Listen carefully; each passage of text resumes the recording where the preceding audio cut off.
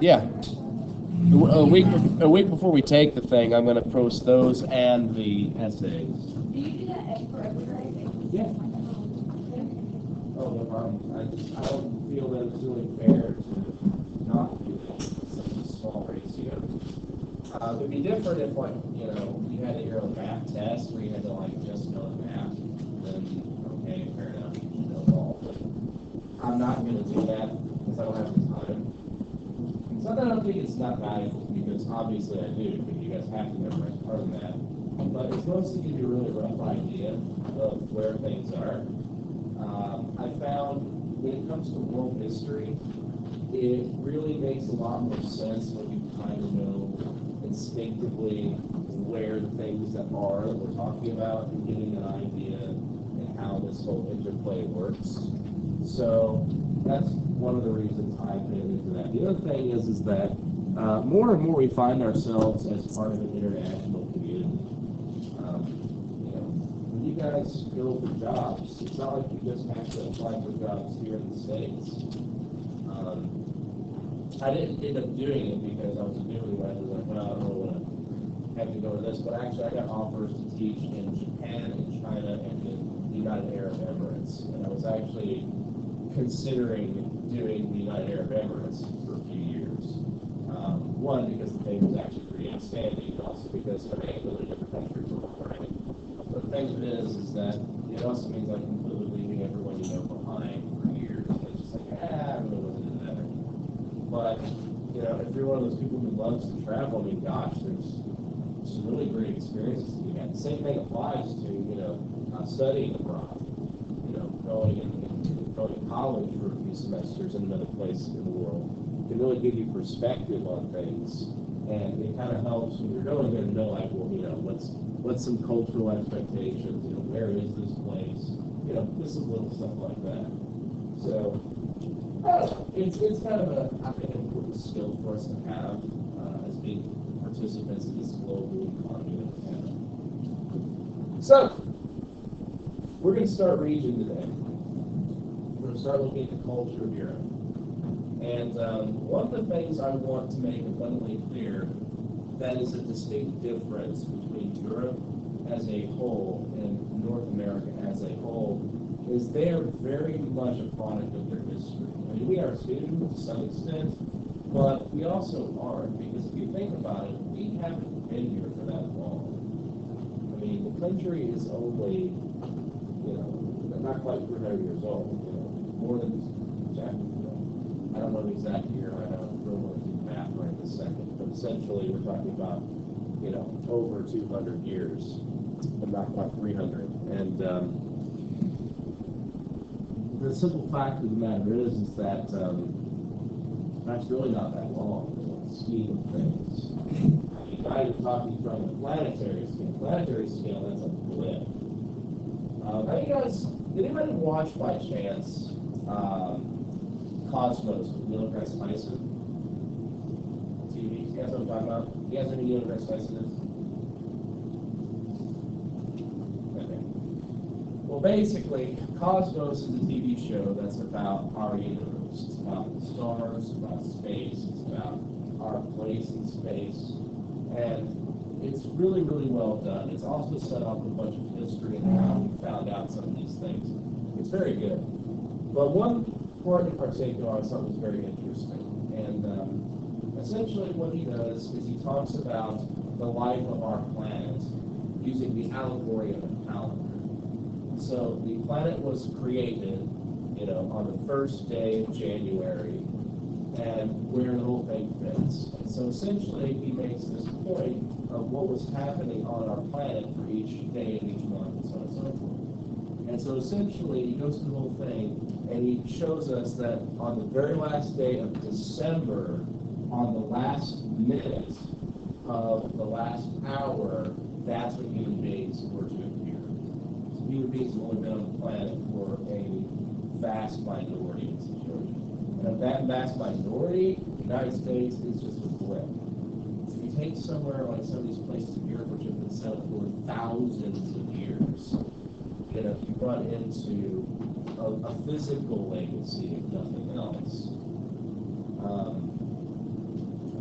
it's really not uncommon for when building projects get underway, you know, they start digging, you try to start laying the foundations, they start running into artifacts, start running into things that are left over from people's lives.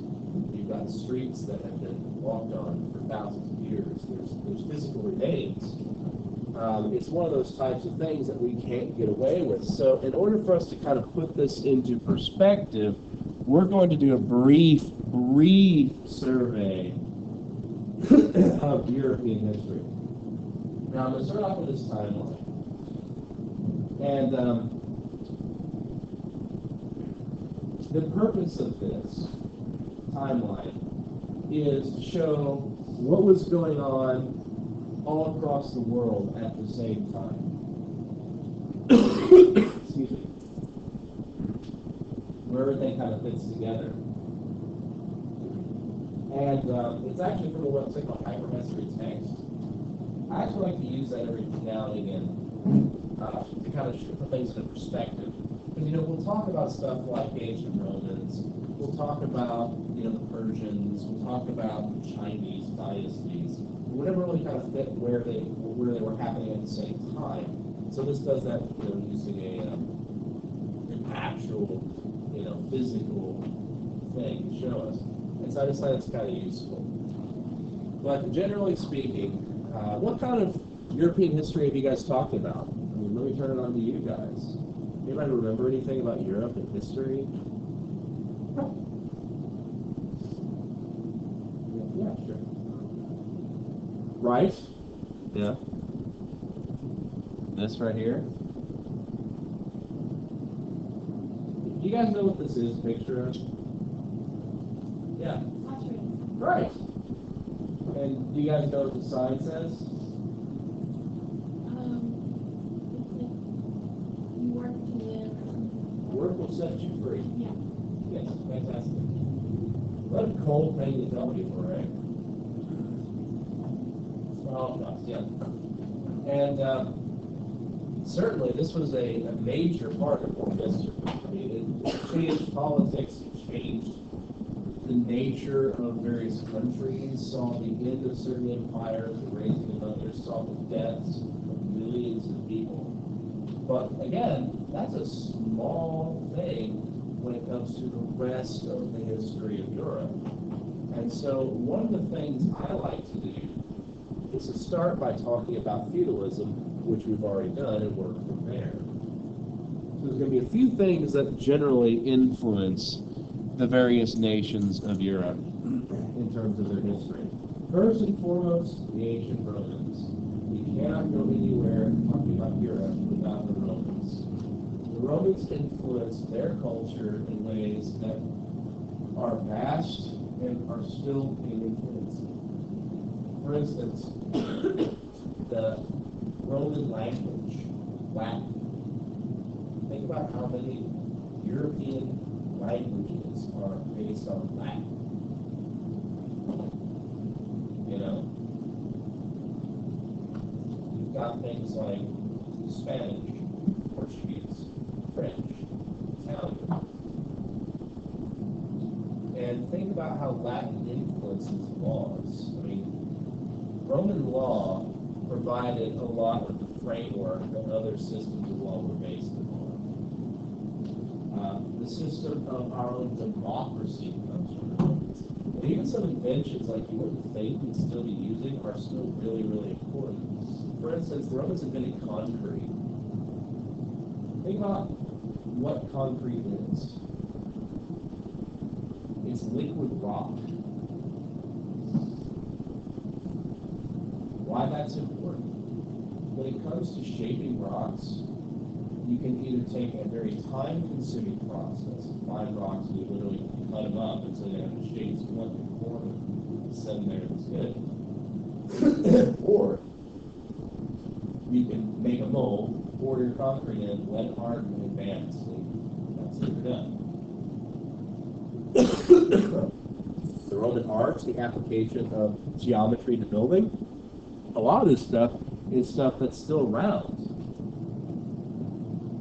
And indeed is going to still influence their culture and our culture to this day. Now, for the most part, this region was agricultural. The plants that were grown, the animals that were raised, allowed the Europeans to have an advantage. A natural antibody to several diseases. It gave them enough food to build a large population that was healthier in a lot of cases. But the thing that really gave the Europeans an advantage was the fact that they were the first to industrialize. Now, do you guys know what the word industrial means? What that applies to? It has to do with the use of automation, the use of machines doing the work of people or animals. Yeah. Well, sure, electricity is one of the ways we can industrialize. With electricity, we're talking about a power source. We can use all kinds of different power sources for machines. If you think about, we talked about windmills, that's using wind power. We can use coal to burn it, to heat up water, to make steam, to drive an engine, steam power. And we can use electricity. There are all kinds of different ways we can actually use power to do work for us. And what's fascinating is this makes our lives easier, but also puts certain people out of work. Consider this. 1,000 years ago, most people couldn't read or write. So there was a profession of people whose sole job was to read other people's nonsense and to write what they said, called scribes. Okay? That job does not exist anymore today. Partially because we educate everyone to be able to read and write, but also technology can do that for you. How many guys have ever used the translate to text function on your phones where a device can read, hit a button, you start saying something, it copies everything you got to say, right? It's doing the work of a profession, so that profession does not exist anymore. Machines are cheaper than human beings. They always will be. You don't have to pay a machine in order to do what it needs to do. You don't even really need lights on in a factory where there's machines. If it's all self-automated, you can turn off all the lights and just run the machines. The machines don't need to see. Machines are able to do things better than human beings because they don't make mistakes. There's not as levels of mistakes. They don't take up as much space. They don't get sick. They don't have to take personal time off. They don't need vacations. They don't even need sleep. You can run them 24/7. So machines will always replace human beings. That's the nature of automation. But the benefit is that products become way cheaper. We can afford things that we couldn't without manufacturing. Case in point, talk about the automobile. You guys know how many cars the average American family has? Actually, about 2.5 to 3. That's an average. So that's where, like, for instance, if you say like the average American family has like 2.5 children, so I say they think about a baby and a half, just kind of that sort of nonsense. It's that, you have some families that have 2 kids, another family might have 1, so the average amount becomes 1. So that's just kind of how that works out. But essentially, why do we have so many cars in this country? Why is it like this? Henry Ford came up with an idea. You apply automation to manufacture cars, then they're going to be cheaper. More people can afford them. Then, he paid his workers well. He took care of them. They had all their basic needs met, and so they became very loyal. I mean, honestly, if you meet anybody who works for Ford today, they can freaking loyal. Why do they even today? And so what happened was, people could afford cars for the first time, so they started buying them. They were able to move farther away. Right near their job in Washington. And so what happened is the political fabric of American society changed. Think about this. How many of you guys live 10 minutes or less car ride away from school? 15 minutes. Less? Oh, yeah, well, 15 minutes. 20, 25, 30, 40, an hour? Now think about if you just have a car, could you make that trip? No. So your life has changed dramatically because of cars, yeah? This has been happening for hundreds of years. These advantages can be applied to all kinds of different things. Weaponry, for instance. So Europeans are able to conquer areas because of these technological innovations. Even earlier ones like agriculture gave them an advantage.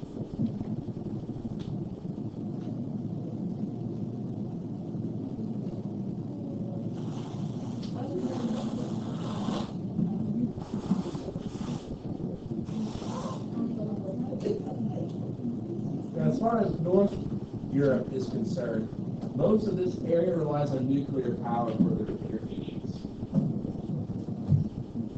And nuclear power is kind of interesting because we have this belief, I think, in the United States that it's unsafe. We can certainly cite instances of problems with nuclear power. Yes, like Fukushima reactors meltdown and all the problems that can cause. But statistically, nuclear power is actually safer than any other form of energy. So it actually makes more sense than you might think. As far as what they're known for, what we're known for producing, a lot of Northern European countries are known for producing luxury items. Their economies, for the most part, are very solid. And some are more responsible than others. We'll talk about some of the stuff later, but for instance, if you say Switzerland, you might think chocolate, you might think cheese, you might also think watches. In addition, let's talk expensive cars for a second. And I'm talking like really expensive cars. I'm not talking like a Cadillac. Cadillacs are cheap compared to the cars I'm talking about.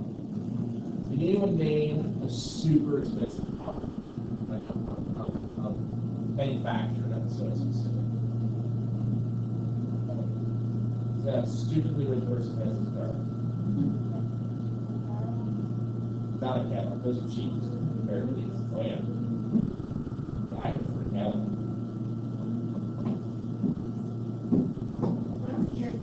Porsche, okay, yeah. What else? Ferrari, yeah. Lamborghini. Oh, I don't know about yours. Yours is strong. Yours is getting a lot more. I must say, they're actually kind of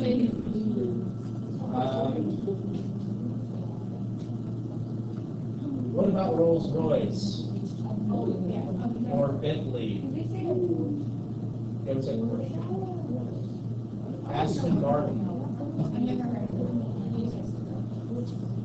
Pretty much all those we just mentioned are European. Right? Now, how expensive are we talking?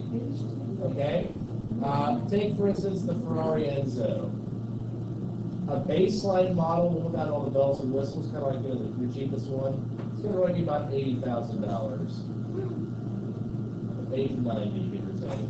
The more expensive ones can get up to like, 200,000. If you get the really crazy, you can end up with a car like the Bugatti Veyron. It's the fastest land car, at least it was 2 years ago, in production. It's pricing, I think it was $2.5 million. And then you can run even higher than that to say something like a Rolls-Royce Phantom 7. We don't know what the cost is. If you have to ask, you can't afford it. We're talking features of a car you wouldn't even probably consider, such as when you open up the door, it has an umbrella inside of it that your driver could pull out for you. Because if you can afford that car, you're not driving. Someone else drives you. You're too busy to drive. It's the kind of car that has a bar inside of it, so you have a drink while you're driving around. Because again, you're not actually We're talking cars that are made of quality materials by hand. They're incredibly expensive, and their status symbols just code it. They're way expensive. So that's kind of some of the stuff they're known for. There's other things as well, but in Europe, this is kind of what people think about. Now, to be perfectly honest, most people don't drive those types of things. A lot of folks don't even drive here. It really depends on where you are, just like in the United States. But we tend to be way more obsessed with cars than Europeans are, for the most part. And also, our attention to cars tends to be very different. So, like in Europe, small cars are much more popular. Another thing is they tend to focus a lot on cars that are good at handling turns. Like, for instance, if you were to ask like an American car nut versus a European car nut, like, hey, what do you really want in a really nice car? The Americans probably say, well, I want to go fast. The European says, I want to turn well. The reason actually has to do with the roads in those two countries. See, I've never been a road trip in the United States, but how often do you just like go straight for hours? You know, that's because the nation is huge. We are gigantic compared to Europe. I mean, our entire nation is bigger than their continent by about 2 times. So this actually has kind of a hilarious side effect to some Europeans, because if you're a European and you want to say go to another country and visit somewhere famous, you can get there in like 5-6 hours depending on where you are. For instance, driving to Disney World from, say, Louisville, Kentucky, is the same distance from driving from London to Germany. What? It's the same distance. We can actually measure this. It's going to be kind of a rough measurement, but here is Louisville to Disney World. Oh, begging your pardon. It would be the distance of London to Hungary, which is 2 more nations over from Germany. Actually undershot it. So that means that people who tend to visit the United States don't get how big it is. Like, I heard kind of a hilarious thing from a friend where his wife's family, who was from Japan, was visiting and said that they were hoping while they were on the trip to see Washington, D.C., Disney World, and the Ozarks. And like, you know, that's like weeks to get there. You're like, what? It's like, you know, it's about a 15-hour drive to get to just one of those places. They can't fathom the size. And so that means that we can look at cars that go fast in the straightaway, like dragsters. Whereas in Europe, these are medieval cities. During the Middle Ages, people didn't take into consideration the necessity for cars. They didn't build roads to go long distances over long ways. Roads just kind of fit wherever they went between houses. And so they tend to be really curving and intersecting. I don't know if anyone actually saw the second Twilight movie, where they're running around in that Italian city, and it's all like, you know, very compact and things like that. That's really actually quite accurate. And so, this means that it's a different understanding. When people live in the city, they tend not to even go in a car. They use public transportation, which for the most part is usually better in Europe. It also, we have a lot more space in the United States as well. I don't know if you guys have ever watched House Hunters International. You ever done that? And what's really funny is you'll see people go to these houses, right? And it's like a house that's like this room size. And like, you know, they're like, wow, this is, you know, really a nice place. I like all the, you know, pictures. You know, how much is this place? Well, it's about, you know, $2 million. They're like, oh, that's a really great price. And you're just like, you're insane. You're utterly bonkers. It all depends on where you are, I guess.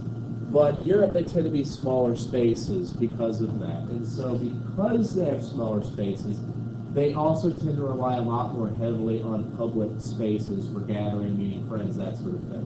Whether it be going to a bar or a coffee house.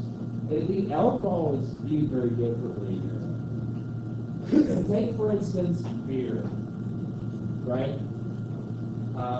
There's a beer culture in the central part of Europe that goes back centuries. And the thing of it is, a lot of nations in Europe either do not have a drinking age or it's way low. And so most Europeans aren't really like that excited about alcohol per se. It's like they drink it, but it's just like, a lot of them just feel it's like coffee or something like that. In Germany, are they drinking a lot of And I mean, a lot is kind of, you know, I suppose it depends on a lot of situations. Every day, not comparatively. They actually tend to drink less than Americans do by age group. Meaning to say that, you know, we tend to, in our culture, obsess over becoming 21 and finally get a really drink. People go out and like be completely hammered on their 21st birthdays. And that really just doesn't happen in Europe. The idea of like just going and getting hammered, like, why would you want to do that? You know, I mean, it doesn't mean it doesn't happen. It's just, it's not as like celebrated.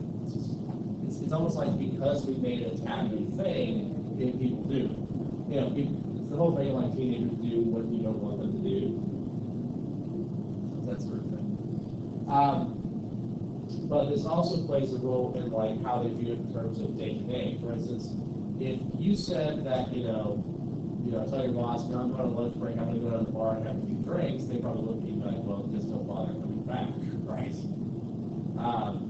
In Europe, that's actually fairly common. In fact, I knew a guy that when he got lunch at his job, he gets given half a bottle of wine at the cafeteria.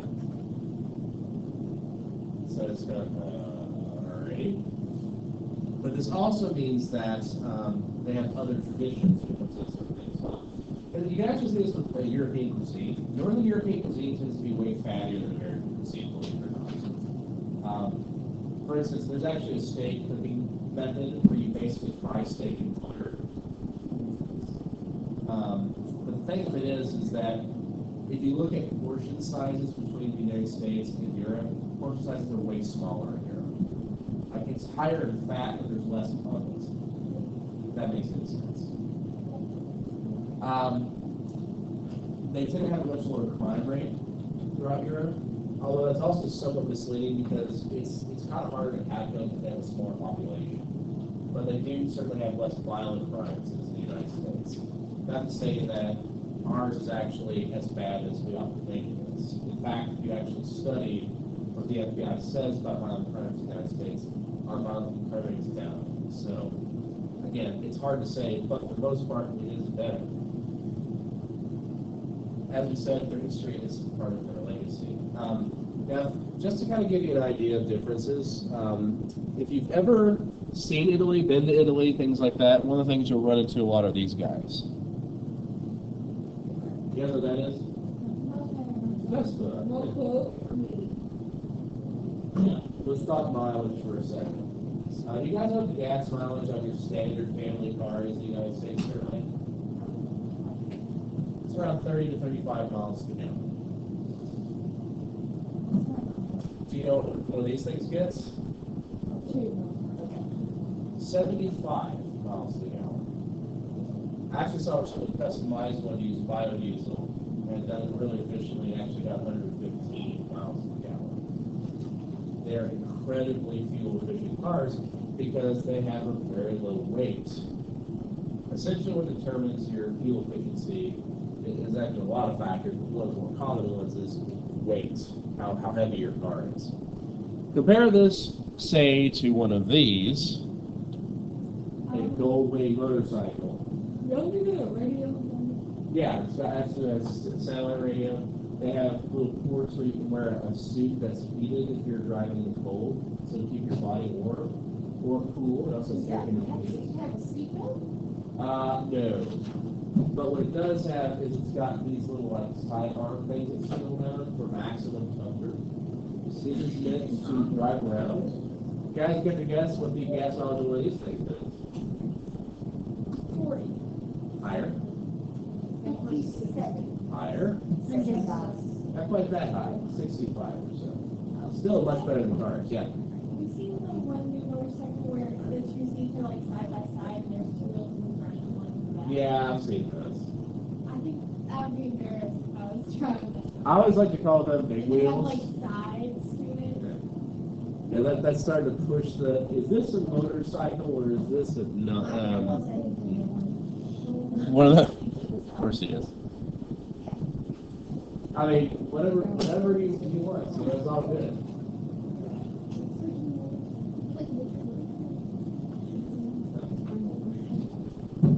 Let's talk high standard of living. Standard of living is a useful measurement to determine basically how good someone's life is. There's a number of factors that can contribute there, such as expendable income, health coverage, vacation time, all these different types of things. And for the most part, in Northern Europe, they tend to be much higher than ours.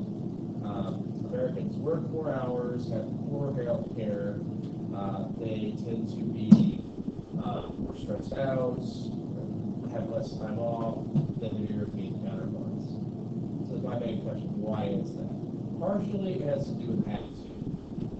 Americans tend to be workaholics on average. In comparison to any nation that's an industrialized nation on earth, and we work more than they do, guaranteed.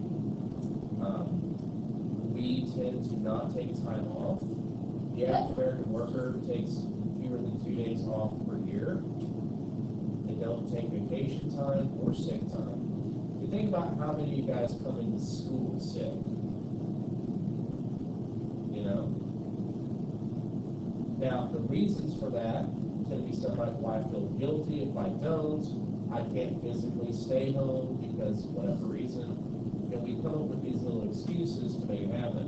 In Europe, they don't want you to come in. They like, I've heard of companies in Germany that if you cough too many times, they send you home. Because they don't want you to spread the disease to their workers, that sort of thing. They take on average anywhere between 4 to 6 weeks vacation a year, and it's required. So, for instance, if you haven't taken any vacation days yet, and you're in the middle of November, you're not allowed to return to work until January. You must use it. Now, they also tend to work fewer hours. This varies from nation to nation. For instance, France recently improved their 30, maybe it's a 25-hour work week. I think it's 30. No, I don't remember. It's between 25 and 30. I forget that. And essentially, they make the same amount of money as we do, working fewer hours. And so they also tend to have a different attitude about time. A friend of mine was actually, he's a contractor. He was visiting a friend in France and helping him out. Basically, essentially, this friend of his paid for his plane ticket and allowed him to have some vacation time in France. He stayed in his house, and it was grand old time. In exchange, this guy basically built an addition on his house. And so it all worked out. And as he was working there, he told me that getting stuff at the French equivalent of Home Depot was just like mind-bogglingly frustrating. Because at Home Depot in the States, you go and buy something, people scan your stuff, you walk out. In France, there's no hurry. They take as much leisure time as they want. And so like he told me, like, no joke, he went in line and all he needed was 1 2x4 just to finish up one thing he needed. So he's waiting in line with this 1 2x4, and this lady comes up with this bag of bolts. And so it sets it down, and the person at the counter opens up the bag, takes the bolt, looks at it, scans it,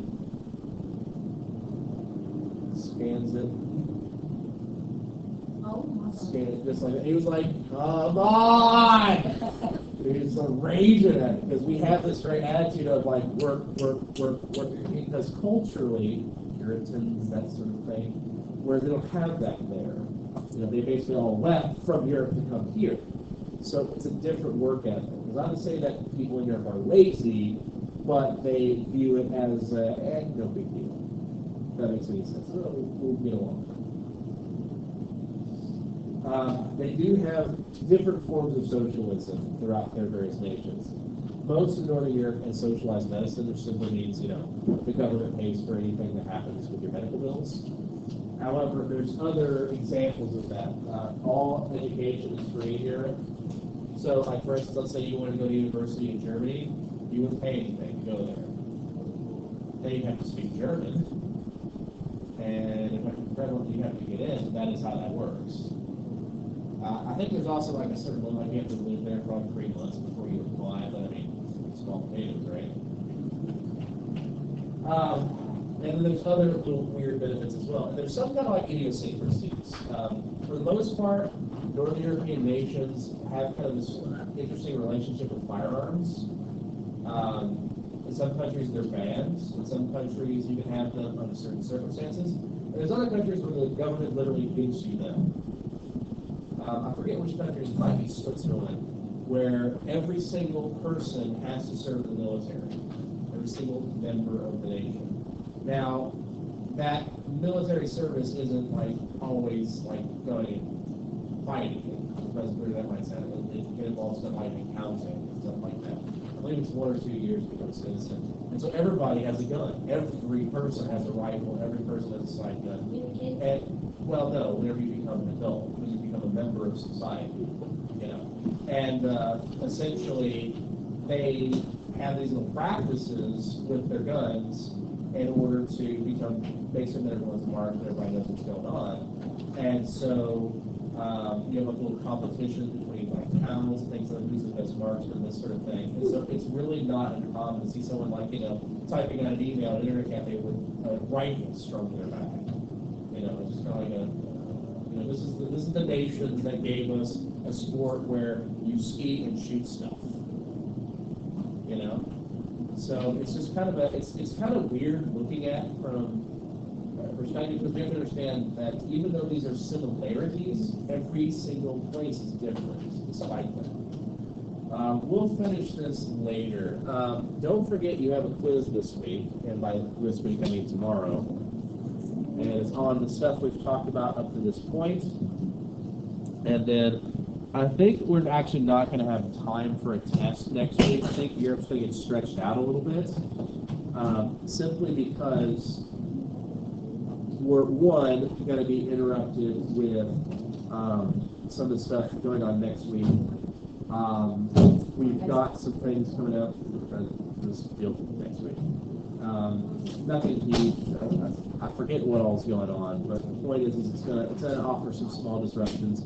And honestly, we're ahead of schedule, so I'm not really that bothered if we take an extra week to kind of hit some of these topics a little bit better. We're going to watch a documentary, like I said, that'll help us with this, and also have some time to go over some modern issues with you guys. And you guys read some news articles and things like that. So, you know, we'll actually make very good use of our time. In the meantime, that's it for today. Oh, Yes.